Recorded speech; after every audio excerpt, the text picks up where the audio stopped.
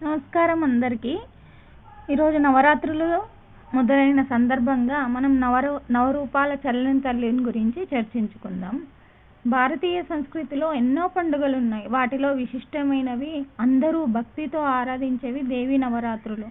అశ్వయుజ శుద్ధ పాడ్యమి మొదలు నవమి వరకు ఆసేతు హిమాచలం అమ్మవారి ఆరాధనలో పునీతమవుతుంది. శరదృతువులో వచ్చేవి కనుక దేవి నవరాత్రులు శరన్నవరాత్రులుగాను పేరొందాయి. భూలోకంలో అసుర శక్తులు విజృంభించినప్పుడు దుష్ట శిక్షణ, శిష్ట రక్షణ, లోక కళ్యాణం కోసం దుర్గాదేవి పరాశక్తిగా అవతరించింది. తన లక్ష్యాలను సాధిస్తుందన్నది హర్షవాక్కు. దుర్గానామంలో ధకారం దైత్యనాశకం, ఊకారం విఘ్ననాశకం, రాకారం రోగనాశకం, గాకారం పాపనాశకం, ఆ భయ నాశకమైన శక్తివాచకం.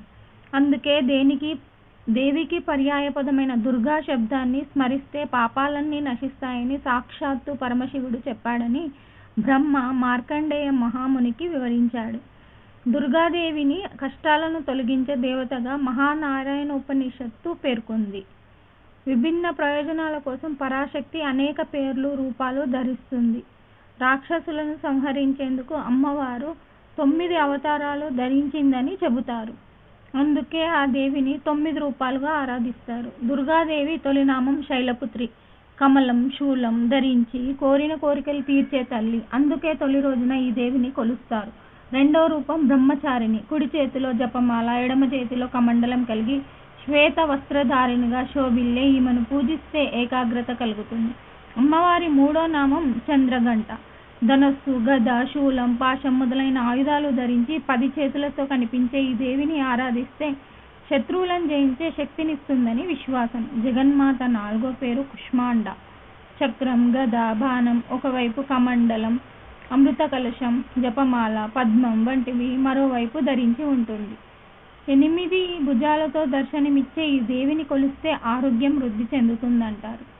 దేవి 5వ రూపమైన స్కందమాతను పూజిస్తే శాంతి, సౌభాగ్యాలు సిద్ధిస్తాయని నమ్మకం. 6వ రూపం కాత్యాయని. వాహనం సింహం.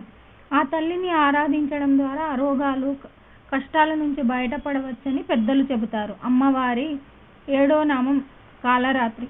విరబోసుకున్న తల, నల్లని మేని రూపు కలిగిన ఈ దేవి దుష్టులకు భయంకరి, శిష్టులకు అభయంకరి.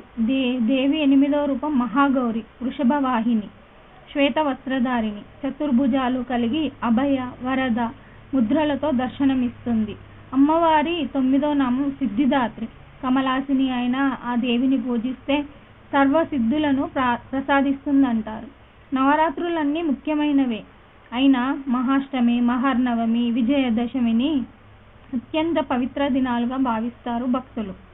సకల ప్రాణులను అన్ని వేళలా ఆదుకునే దుర్గాదేవిని శరన్నవరాత్రులలో ఆరాధిస్తే సర్వశుభాలు కలుగుతాయి. ధన్యవాదాలు అందరికీ.